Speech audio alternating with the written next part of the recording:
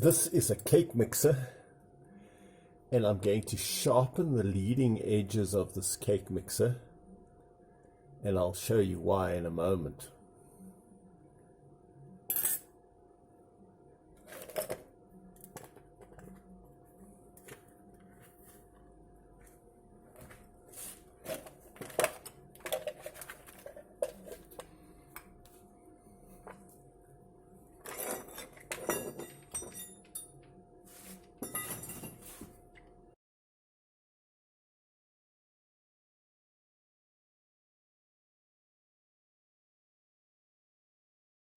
I'll know that it's right when it cuts me. No, not yet.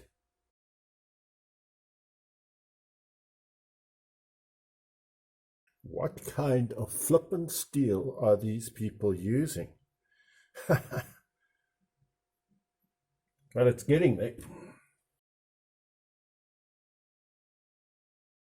How to turn your nice, friendly cake mixer into a lethal weapon. Perfect for the kiddies to play with. Look, no fingers.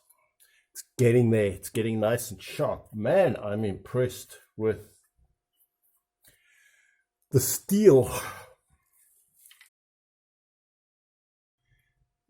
This turns this way. This turns the other way. So this one we got to sharpen on the other side. Just as well I'm left-handed, I can use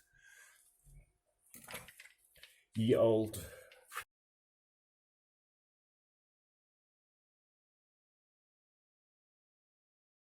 sharp, sharpish, sharp. Yeah. Not bad, very hot. That's sharp. That's sharp. I think we're done, folks. Health and safety. Don't say we don't. Pay a nod to it. Let's show you what we were doing this for. Now, while I've been sharpening this, I've got some apple and Syzigium jam boiling. Now, making sure we put these in the correct way with a sharp edge in the direction that it's going to travel. We want to try and see if we've made ourselves a liquidizer. Now, I do realize that we have here some very hot molten jam or jelly. I'm going to pour it into this cup and see if we can at all liquidize. You can see how lumpy it is. It's basically just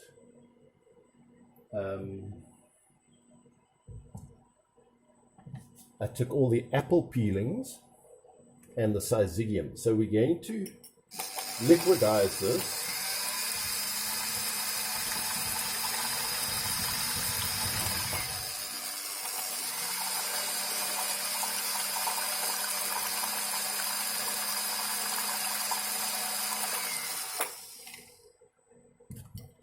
I would recommend doing it when it's cooler. Now the question is that a lot finer than that? Let's pour it in. It is a lot finer. Our homemade liquidizer has worked. Let's spoon in the rest of this rather rough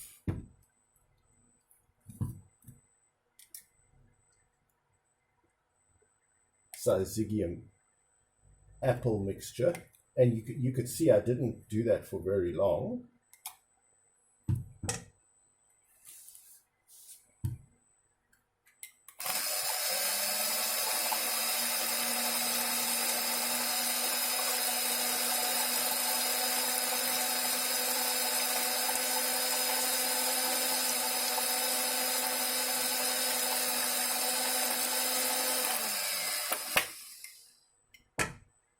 And look how much finer that is. Wow, that sure worked. So those were apple peels.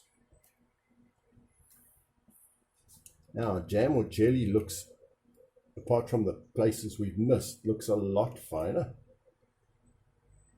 So I can say that we have managed to make, and I will give this a final whip when it's boiled just a touch longer, but I can already see how much finer this is. We'll give it a final whip.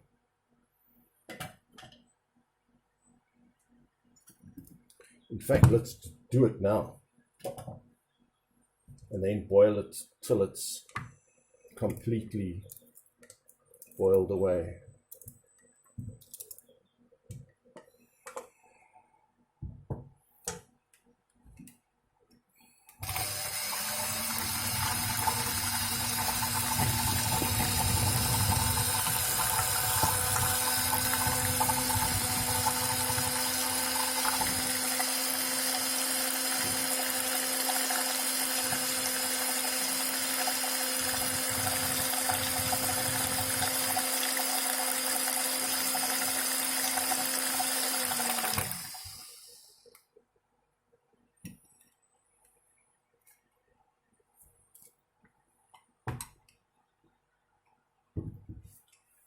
I'm going to use this tin, but just have a look at how much finer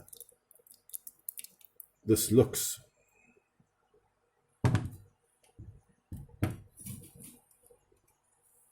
And let's give the last of it.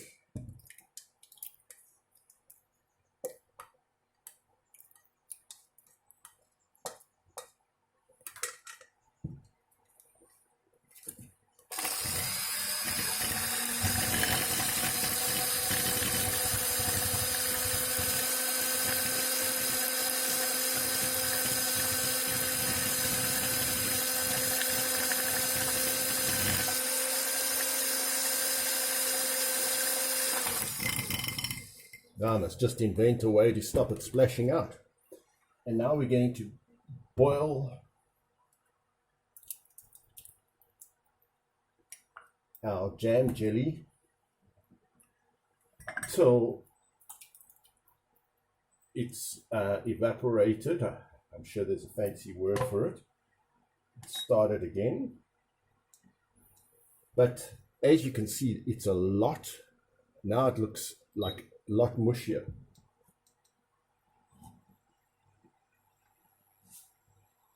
It's been liquidized. So I can say our liquidizer seems to work, our homemade liquidizer. I obtained using apples. I put them onto this apple corer.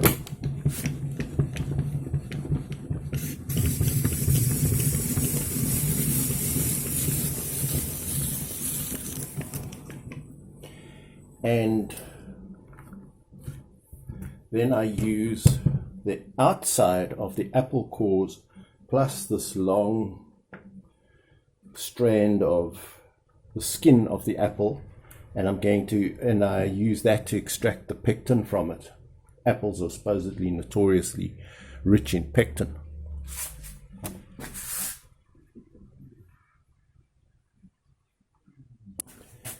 I'm making jam or jelly from the Syzigium fruit. It's this beautiful colored berry, and I've been collecting them. I don't own a Syzigium tree, but my neighbor does. I hope he's not watching. Anyway, it runs along our fence, and so he doesn't, most people, him included, don't know that you can eat these lovely berries. They're very full of vitamin C, antioxidants, etc. So because the hedges along my fence, I pick the fruit that's on my side, and I might lean over occasionally and pick some fruit that's on the other side. My son says, is it worth going to hell over this fruit? Well, I think Jesus loves the poor, so I think I'm good. And isn't there a scripture about leaving the edges of the field so that the poor can glean them? So I'm just gleaning. Otherwise, the fruit just lies on the ground. So we're making jam or jelly out of all these Syzigium fruits. I collected these and frozen them because, you know, over a period of time they produce these fruits. And it makes they're lovely to eat. They're sour, tart, but sweet. Slightly sweet as well, and makes a lovely jam or jelly.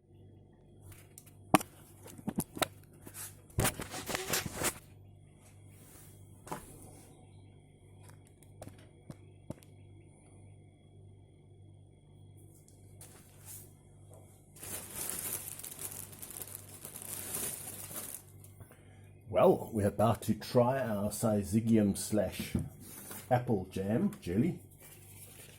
Let's put on some poor man's butter or fat spread made from palm oil. Yum, yum. Can you imagine how they tortured the palm oil to get it to, they say saturate or hydrogenate. So there is our Syzigium jam or jelly. It's still cooling. Got a very lovely taste, lovely color. Well, I don't know what the taste is. I have tried to make it in the past, so let's give it a go. So here was our liquidized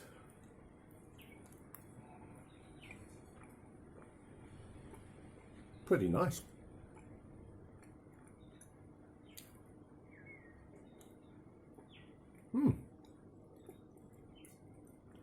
That is very delicious.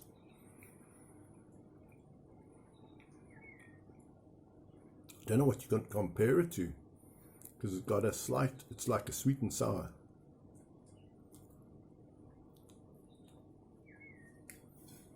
Well,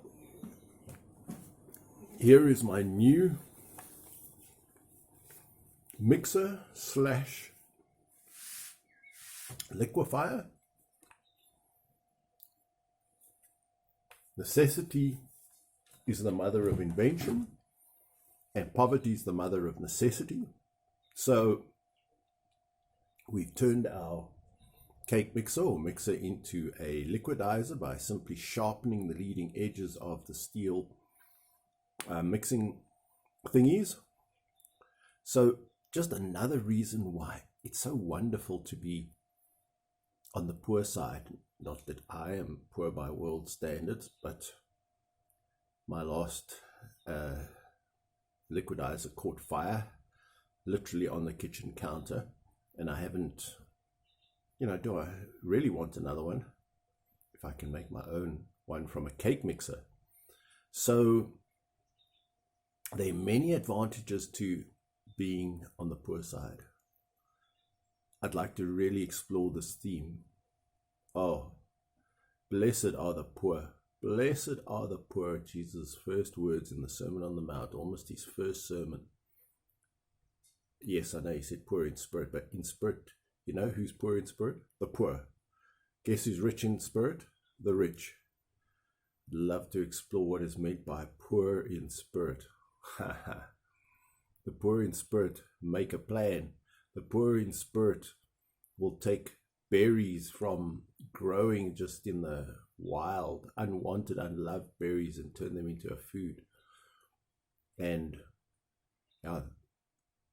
that's one of the great blessings of being on the poor side, is how inventive you are and how grateful you are when you have turned an unwanted resource into something marvelous. So this is a theme I'd love to explore further.